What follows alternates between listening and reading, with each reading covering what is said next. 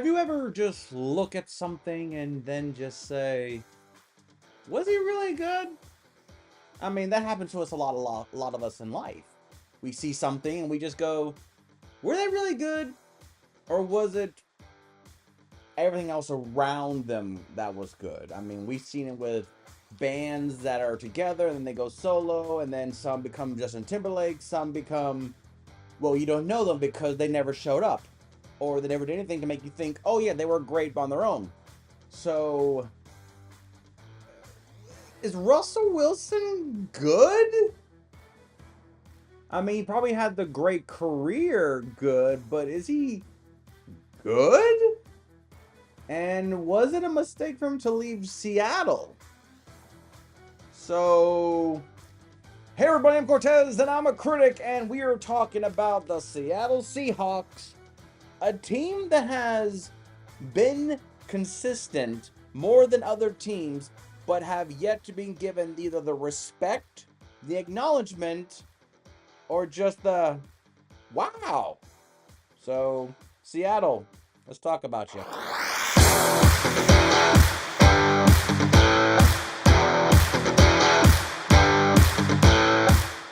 Seattle. So, the time of this recording, it had already been known that Geno Smith, the guy who basically got his comeback with Seattle, has now been taken, gone, sent away, returned, exiled to Las Vegas, the Raiders, and the Raiders gave him a $75 million 2-year extension.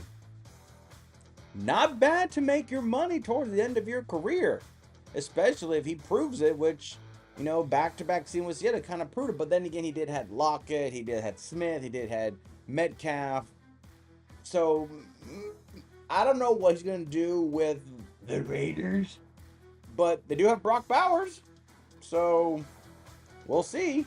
So now Seattle's looking for a quarterback, and they spent a lot of time searching for a quarterback, and they got Sam Darnold. And then they traded DK Metcalf away. And then they said thank you to Lockett. Thank you very much. Here's your pink slip. Get out. And then they got Cooper. Or Coop, sorry. So, and then they got Walker behind them. So, I don't know. I kind of feel like Seattle seems pretty solid right now, right? I mean, the question also becomes, what Sam Darnold are we going to get? Are we going to get the last 2 weeks Sam Darnold, or are we going to get the first 14 weeks Sam Darnold of Minnesota? We don't know. I mean, we all remember Case Keenum and the Vikings. They didn't sign him back, and then he just never did anything remotely good again. I don't know, but I really don't know. I wasn't a big fan when he got drafted by the Jets, but then again, the Jets are an organization that I feel like where quarterbacks, end their careers as rookies type of franchise. So, yeah. But Seattle was a team that initially I had them, a 10-win team or 7-10 win team. Like, I had them basically, they will get 10 wins, should make the playoffs, but they won't, because I feel like they will be a team that will be fighting to, like, literally the last week, the last second of the fourth quarter to get the win, and then just look at the other TVs going, I hope to God someone, they didn't lose, we're not going to the playoffs, crap. So a 10-win season leads to no playoff berth. Good thing the Bucks won 10 games, because I guarantee you Seattle fan will be very pissed off if Tampa wins the division again with less than 10 wins. So kudos, cookies for us that we didn't lose. We did not go 9-8 into the postseason. At least we got 10 wins. Woo, lucky us. So I kind of feel for Seattle. I feel like this is a franchise that, for whatever reason, doesn't get the acknowledgement, except being reminded of, passing the ball on the goal line against Tom Brady and the Patriots and Richard Sherman's mean face. But 10-win season with Geno Smith basically proving what Baker Mayfield with Tampa, that their year that helped rejuvenate their career was not a fluke, that they actually can develop, even though it's been a kind of few weak seasons of them basically being nothing. So, thumbs up to Geno Smith. He got paid. He's going to the Raiders, which I'm like, I, I don't know, man. It all depends on who they draft. But Seattle, they basically just reloaded, and they kind of look like, there's a bunch of old parts, Darno, Coop, but it still looks pretty good. So, like I said, it all depends on what Sam Darnold they're going to get. But a 10-win season, I was right. So, put my chest on that one. By the end of the day, Seattle. Let's talk about your best game. Yeah, your best game. Let's go with that. Best game.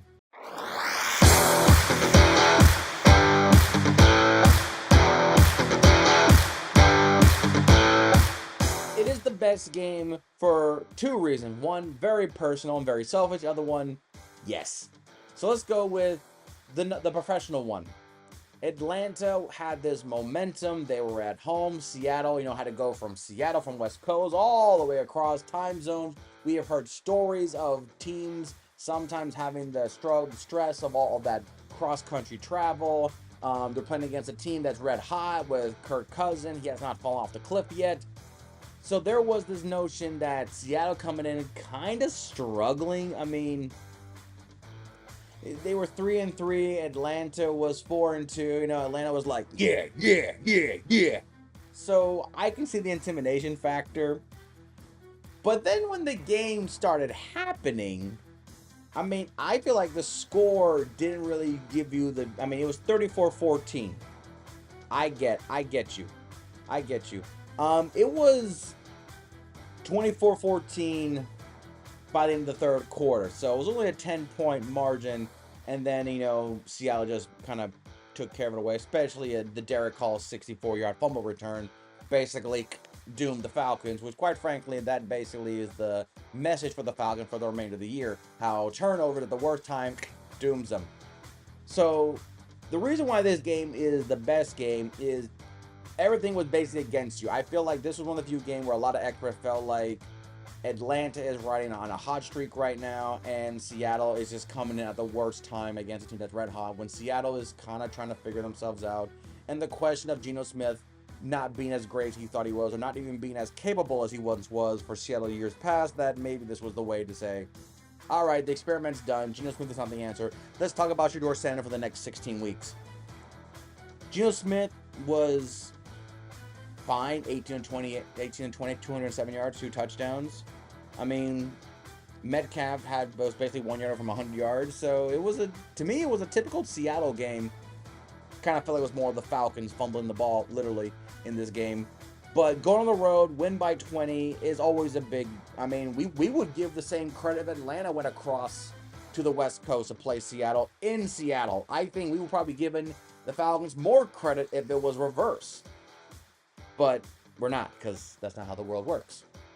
But this was the best game for Seattle. They went on the road, a hot team, smacked them in the mouth big time. And then I kind of felt like it changes the narrative question of the two franchises. One was like, okay, that happened to Atlanta. And Seattle's like, okay, I see you, Seattle. Not going to pay attention to you, but I'll poke my head in from time to time. So that's where I felt like it was.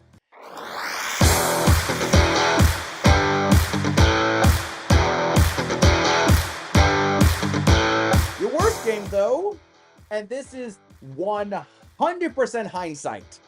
100% hindsight. Remember, Seattle won 10 games. Yay, 10 wins.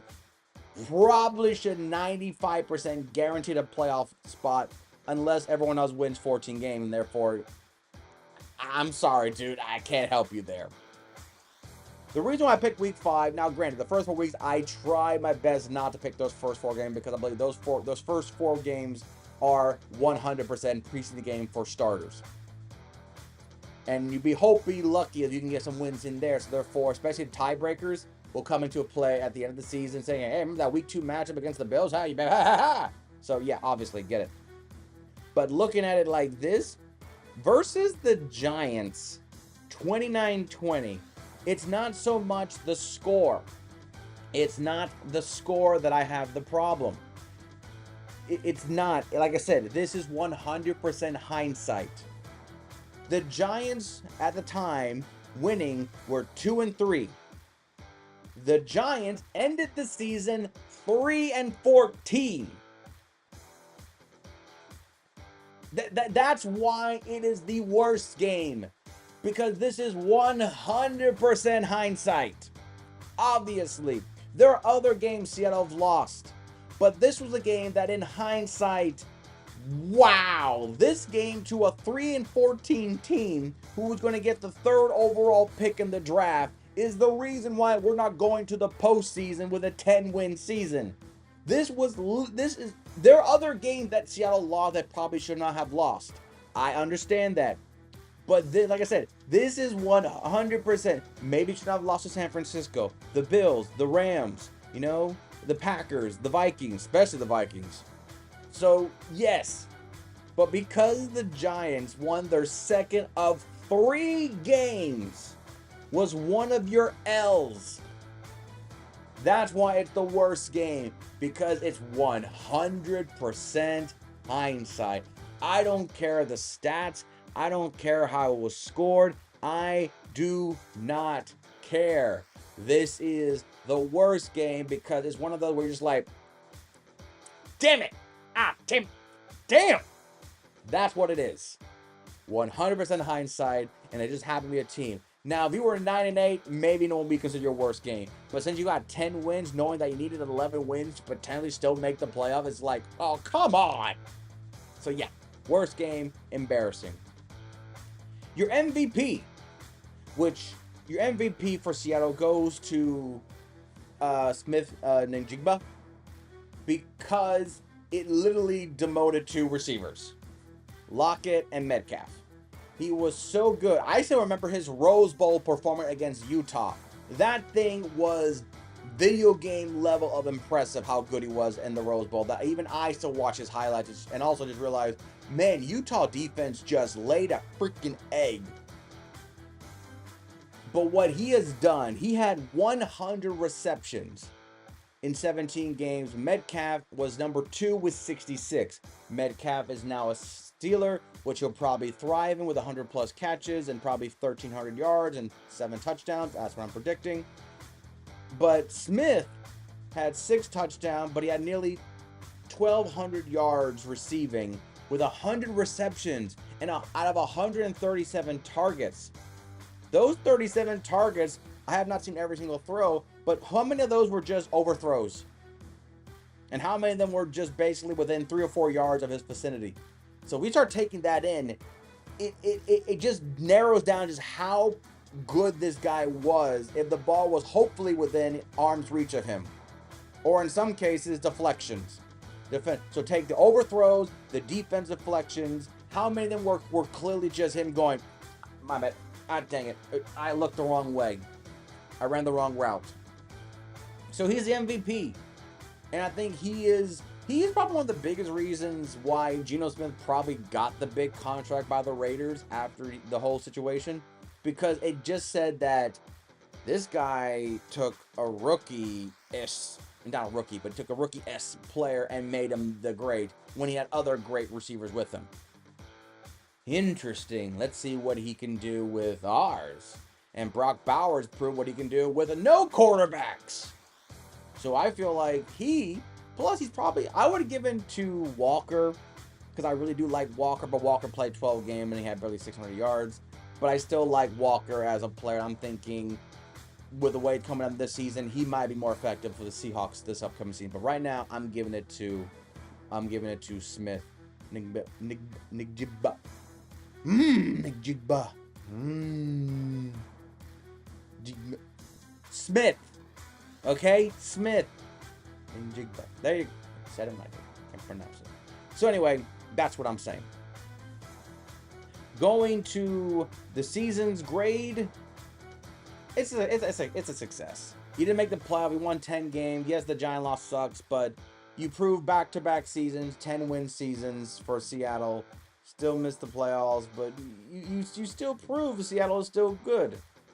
In which Geno Smith proved that it wasn't a fluke. So it's a successful season. It did not lead to playoff wins or playoff bound, but it's still a good season, so I cannot criticize it on that merit on the grounds of that. So I'm going to give it a success.